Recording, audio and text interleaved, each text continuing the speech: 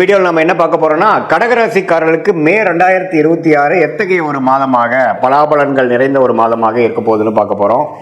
Scientific வேதிக் astrology முறையில் எந்த விதத்திலும் மிகைப்படுத்தாமல், பரிகாரங்கள் அது மாதிரி மூடநம்பிக்கையில் போகாமல் உள்ளது உள்ளவாறு எப்படி ஒரு கிரகம் ஒரு மாதிரியான இடத்துல சஞ்சரிக்கும் பொழுது, பயிற்சி பெறும் பொழுது எது மாதிரி தாக்கத்தை கடகராசிக்காரர்களுக்கு 2026 மே மாதம் கொடுக்க போகிறது அப்படிங்கிறத துல்லியமாக மிகைப்படுத்தாமல் இந்த வீடியோவில் நம்ம பார்க்க போகிறோம். பாருங்கள், கடகராசிக்கு குரு 12ஆம் இடத்திலே நீடித்திருக்கிறார் மாதம் முழுவதும். அதே மாதிரி சனி 9ஆம் இடத்திலும், ராகு 8ஆம் இடத்திலும், கேது 2ஆம் இடத்திலும் நீடித்திருக்கிறார்கள். எந்த வித மாற்றங்களும் மே மாதம் இருக்க போகிறதில்லை. ஜூன் மாதத்துக்கு அப்புறம் ஆகிற குரு பயிற்சி தான் பார்த்தீங்கன்னா கடகராசிக்கு ஒரு அற்புதமான ஒரு பயிற்சியாக வந்து ராசிக்குள்ளேயே வரார். அதை நம்ம அப்புறம் பார்ப்போம். பட் இந்த மே மாதம் பொறுத்த வரைக்கும் பார்த்தீங்கன்னா 12ஆம் இடத்துல குரு இருந்தாலும் வரக்கூடிய ராசிக்குள்ளே வரக்கூடிய பயிற்சிக்கு வேணுங்கிற சில ஃபவுண்டேஷன் விஷயங்களை செய்வாருங்கிறத நம்ம மறந்துடக்கூடாது. ஸோ அடுத்த ஒரு கட்ட நடவடிக்கை நல்ல முன்னேற்றம் அது மாதிரி சில விஷயத்துக்கு வேணுங்கிற அடிப்படையான சில விஷயத்தை கொடுக்கக்கூடிய ஒரு அற்புதமான மாதமாக கடகராசிக்காரர்களுக்கு 2026 மே மாதம் வருகிறது.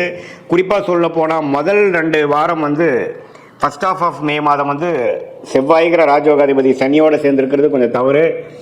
ஆனால் 3rd and 4th week second of May மாதம் பாருங்கள், செவ்வாய்ங்கிற ஒரு 10ஆம் இடத்துல திக்பலம் பெறார். அதாவது நல்லா 10ஆம் இடத்துக்கு வந்து வரும்போது அருமையான விஷயம். அவரோட வீட்டுக்கு அவரே வரார். ஸோ ராசிக்கு 10ஆம் இடத்துல வருவது வந்து ராஜயோகாதிபதி வருவது தொழிலில் முன்னேற்றம், நல்லாவே வந்து வாழ்க்கையில் என்னென்ன செய்யணும்னு நம்ம ட்ரை பண்ணோமோ அதெல்லாம் கிடைக்கக்கூடிய அமைப்பு இருக்குது. அதே சமயத்தில் சுக்கிரன் 11ஆம் இடத்துல லாபஸ்தானாதிபதி 11லேயே இருக்கிறார். மாதத்தின் செகண்ட் ஆஃப் பார்த்தீங்கன்னா 12ஆம் இடத்துக்குள்ள வந்து குருவோட சேர்றார். ஸோ அதெல்லாம் பார்த்தீங்கன்னா சுப விரயங்கள் செய்யக்கூடிய அமைப்பு, பண வரவுகள் நிறைய வரக்கூடிய அமைப்பு, வெளிநாடு பிரயாணங்கள், குடுக்கல் வாங்கல நல்ல விஷயங்கள், இம்போர்ட் எக்ஸ்போர்ட் அப்படிங்கிற மாதிரி பல நற்செய்திகள் வரக்கூடிய ஒரு அற்புதமான செகண்ட் ஆஃப் மே மாதமாக கடகராசிக்காரர்களுக்கு 2026 உண்டு, மே மாதம் உண்டு. அதே மாதிரி சூரியனும் பார்த்தீங்கன்னா 10ஆம் இடத்துல இருக்கிறது அருமை. ஸோ மே மாதம் நம்ம என்ன எதிர்பார்க்கலாங்க சாமி, ஒரே வார்த்தையை சொல்லுங்கன்னா முன்னேற்றத்தை எதிர்பார்க்கலாம்.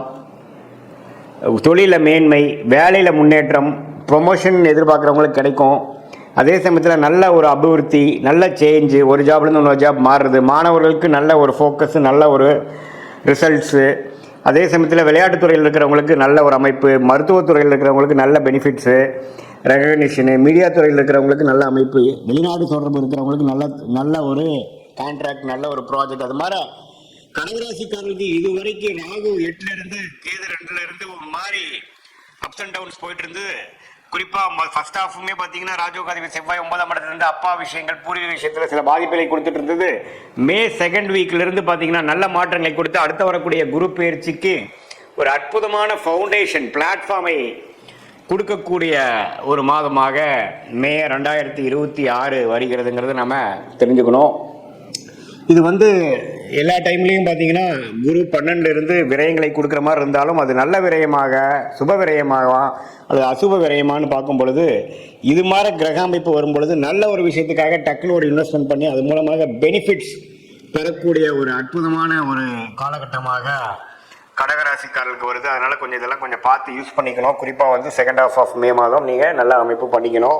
இது பொதுவான பலனை தவிர உங்களுடைய ஜென்ம ஜாதகத்தில் நீங்கள் வந்து பிறந்த தேதி, பிறந்த நேரம், பிறந்த உரை கொடுத்து திருக்கணித பஞ்சாங்கத்தில் நம்ம ஜாதகத்தை போட்டு உங்களுக்கு என்ன நட்சத்திரத்தில் நீங்கள் பிறந்தீங்க, ஆயில நட்சத்திரமா, பூஜை நட்சத்திரமா, புனர்பூச நட்சத்திரமா, அதே சமயத்தில் அந்த லக்னம் எந்த லக்னத்தில் பிறந்தீங்க, லக்னாதிபதி எப்படி இருக்குது, அந்த லக்னத்துக்கு எந்த மாதிரி யோகமான தசைகள் போய்கொண்டிருக்கிறது அப்படிங்கிறதெல்லாம் நம்ம பார்க்கும் பொழுது அது யோகமான திசையா, சுமாரான திசையா, இந்த கோச்சார் அமைப்பாகிய சனிப்பயிற்சி, குரு பயிற்சி இதெல்லாம் நம்ம போயிட்டு இருக்கு இல்லைங்களா, அதெல்லாம் சேர்த்து வைத்து பார்க்கும் பொழுது கடகராசிக்கு எத்தகைய ஒரு அமைப்பு வந்து அடுத்த வரக்கூடிய ஷார்ட் டேர்ம் எப்படி இருக்குது, அடுத்த வரக்கூடிய 6 மாதம், 8 மாதம், 10 மாதம் எப்படி இருக்குது, எது மாதிரி திசையில் நம்மளுடைய வாழ்க்கை திரும்புகிறது, எது மாதிரி சாய்ஸ் நம்ம எடுக்கலாம், வேலை வாய்ப்பா, தொழிலா.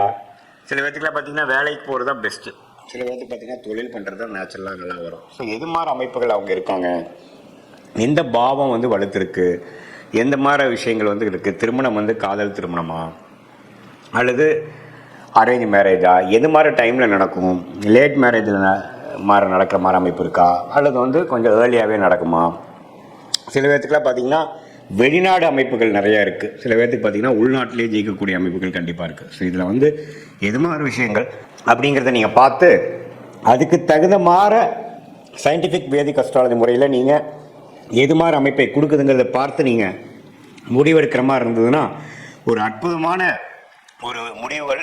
தேவையற்ற நீங்கள் நமக்கு மனசில் என்ன தோணுதோ அதை செய்யாமல் நமக்கு எந்த விஷயங்கள் காத்து இருக்கிறது, நம்மளுடைய பிராப்தம் என்ன, நம்மளுடைய கர்மா என்ன அப்படிங்கிறத துல்லியமாக மிகைப்படுத்தாமல் இப்படி பண்ணால் பரிகாரம் பண்ணால் சரியாருங்கிற மாதிரி மூட நம்பிக்கைகளும் போகாமல் என்ன காட்டுதுங்கிறத மொத்தம் நம்ம சயின்டிஃபிக்காக தெரிஞ்சு கொண்டு அதுக்கு தகுந்த மாதிரி வாழ்க்கை முடிவுகளை நீங்கள் கரெக்டாக எடுத்து அதுக்கு தகுந்த மாதிரி நீங்கள் தேவையற்ற பண விரயங்கள், தேவையற்ற சமய விரயங்களை தவிர்த்து அதுக்கு தகுந்த மாதிரி துறைகளில் போய் அதுக்கு தகுந்த மாதிரி படிப்பை செய்து அந்த காலகட்டம் வருவது வரைக்கும் பொறுமையாக இருந்து செயல்படக்கூடிய கடகராசிக்காரர்கள் கண்டிப்பாக பணவரவில் எந்த விதத்திலையும் குறைவு இல்லாமல், அதே சமயத்தில் வந்த பணத்தை நான் இப்படி விட்டுட்டேங்க சார் அப்படிங்கிற மாதிரி இல்லாமல் எந்த நேரத்தில் எது வரும்பொழுது எது மாதிரி விஷயங்கள் செய்யலாம் அப்படிங்கிறதை நம்ம முதலே தெரிந்து கொண்டு, சம்டைம்ஸ் பார்த்தீங்கன்னா ஒரு 2-3 வருஷம் ஒருமே நடக்காத மாதிரி இருக்கும். அந்த டைமில் நீங்கள் என்ன போட்டாலும் பார்த்தீங்கன்னா பண விரயங்கள் தான் அவங்க ஒழிய பணம் வரவு வராது.